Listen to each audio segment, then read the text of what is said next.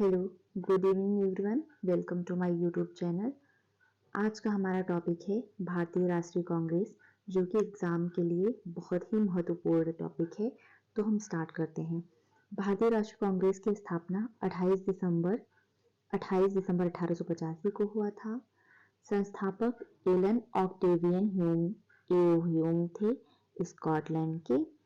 उस समय कांग्रेस के महासचिव एओ ह्यूम 1885 से 1906 तक रहे हैं। स्थान की बात करते हैं तो मुंबई के गोकुलदास तेजपाल संस्कृत विद्यालय में हुआ था। भारत के वायसराय लॉर्ड डफरिन थे। पहले भारतीय राष्ट्रीय कांग्रेस का नाम भारतीय राष्ट्रीय संघ था, लेकिन बाद में इसका नामकरण करके दादा भाई नौरोजी जी ने भारतीय राष्ट्रीय कांग्रेस कर दिया।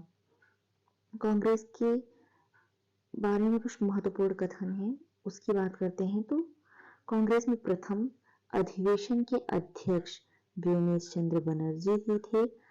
कांग्रेस के प्रथम मुस्लिम अध्यक्ष बदरुद्दीन तैयब जी थे।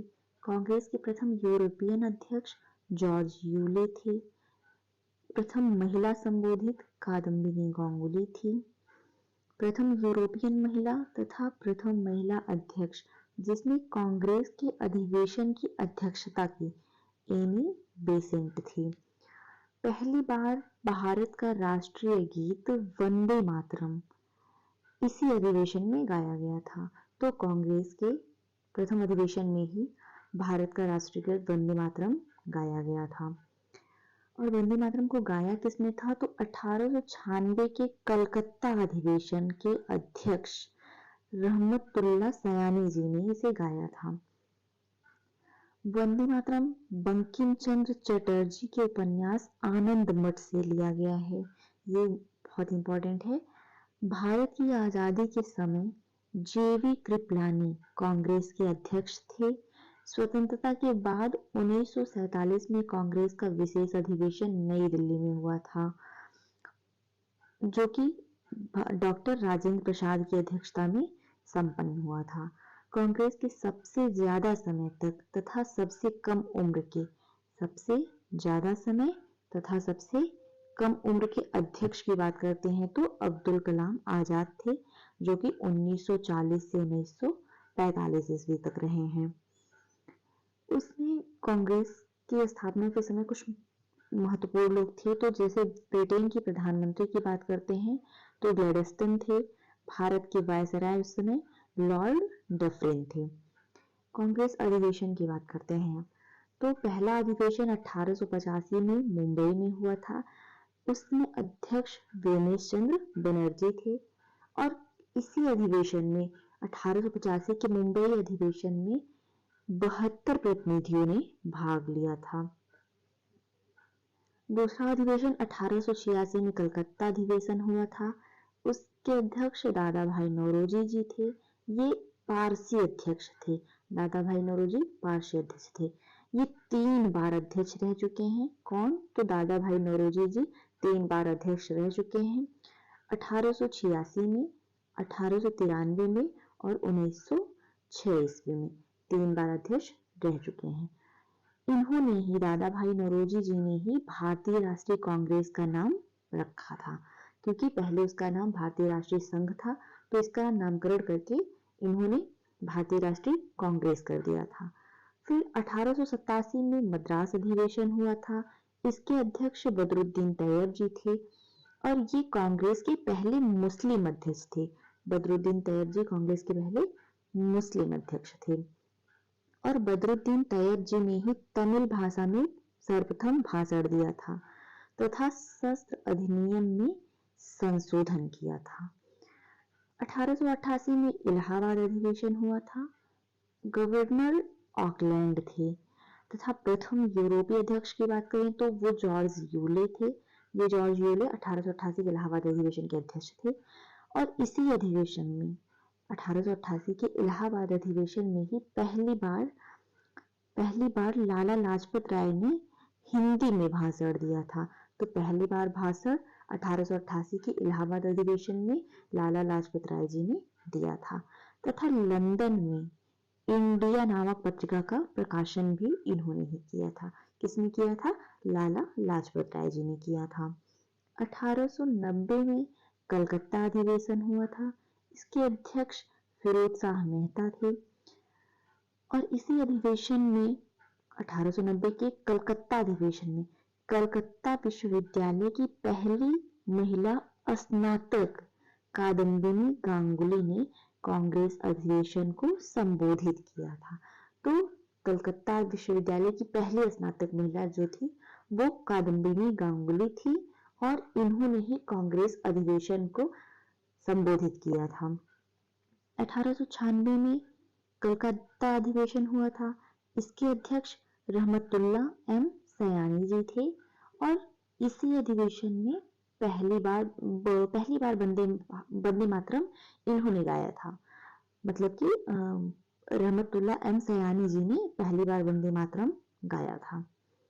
इसके आगे देखते हैं तो 1905 में बनारस अधिवेशन हुआ था और इसके अध्यक्ष गोपाल कृष्ण गोखले जी थे और इसी बनारस अधिवेशन में ही बंगाल विभाजन की स्थापना की गई थी तथा स्वदेशी व बहिष्कार का समर्थन भी 1905 के बनारस अधिवेशन में ही किया गया था। 1906 में कलकत्ता अधिवेशन हुआ था और इसके अध्यक्ष दादा भाई नौरोजी जी थे तथा इन्होंने कलकत्ता अधिवेशन में 1906 के कलकत्ता अधिवेशन में पहली बार स्वराज शब्द का प्रयोग किया था। 1907 में सूरत अधिवेशन हुआ था और इसके अध्यक्ष कौन थे? तो राजबिहारी घोष जी थे। कांग्रेस का प्रथम विभाजन नरम एवं गरम दल इसी अधिवेशन में हुआ था। तो 1907 के सूरत अधिवेशन में कांग्रेस का पहला विभाजन हुआ था जो कि नरम दल एवं गरम दल दो भागों में बट गया था। तो नरम दल में अध्यक्ष इस समय थे गोपाल कृष्ण गोखले जी, फिरोज शाह मेहता जी तथा दादा भाई नौरोजी जी थे और गरम दल के अध्यक्ष की बात करें तो लाला लाजपत राय, बाल गंगाधर तिलक तथा विपिन चंद्र पाल। अब इसको हम गरम दल के अध्यक्षताओं को, इन नेताओं को याद कर सकते हैं, लाल, बाल, पाल।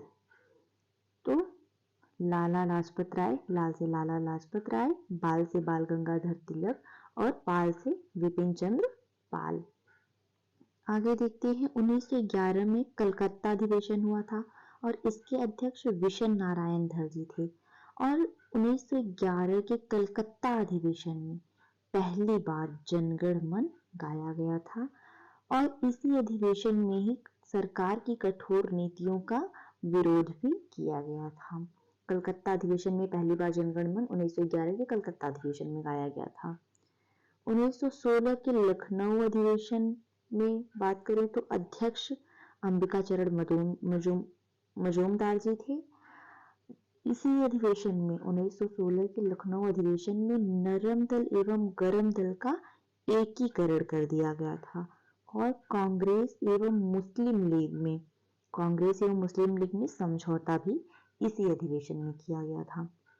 और 1916 के लखनऊ अधिवेशन में ही तिलक जी मतलब बाल गंगाधर तिलक जी का नारा था कि स्वराज मेरा जन्मसिद्ध अधिकार है, मैं इसे लेकर रहूंगा।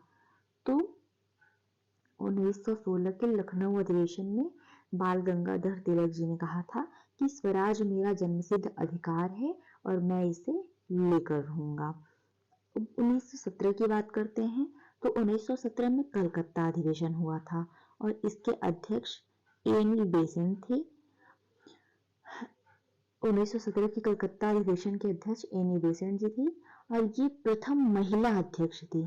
तो प्रथम महिला अध्यक्ष कौन थी? एनी बेसेंट थी। सर्वप्रथम तिरंगे झंडे को कांग्रेस ने कलकत्ता अधिवेशन में अपनाया था। तो सर्वप्रथम तिरंगे झंडे को किसने अपनाया था? तो पहली चीज कांग्रेस ने अपनाया था और वो किस अधिवेशन में अपनाया था? तो 1917 के कलकत्ता अधिवेशन में अपनाया था। और इसी अधिवेशन में पत्रिका कॉमनवेल्थ न्यू इंडिया का प्रकाशन भी किया गया था। 1916 के कलकत्ता अधिवेशन में होम रूल लीग मूवमेंट हुआ था जिसकी अध्यक्षता एनी बेसेंट और बाल गंगाधर तिलक जी ने किया था। 1920 में नागपुर अधिवेशन हुआ था। इसके अध्यक्ष सी विजय राघवाचार्य जी थे और नागपुर अधिवेशन में ही असहयोग आंदोलन के कार्यक्रम का अनुमोदन किया गया था, जो कि देशी रियासतों की प्रतिनिधि के आधार पर किया गया था। 1924 में बेलगांव अधिवेशन हुआ था और इसके अध्यक्ष महात्मा गांधी जी थे। महात्मा गांधी पहली बार अध्यक्ष बने थे और एकमात्र कांग्रेस अधिवेशन की अध्यक्षता किए थे। तो महात्मा गांधी जी पहली बार अध्यक्ष कब बने थे? तो 1924 के बेलगांव अधिवेशन में बने थे और महात्मा गांधी जी ने एकमात्र कांग्रेस अधिवेशन की अध्यक्षता बेलगांव अधिवेशन में ही की थी।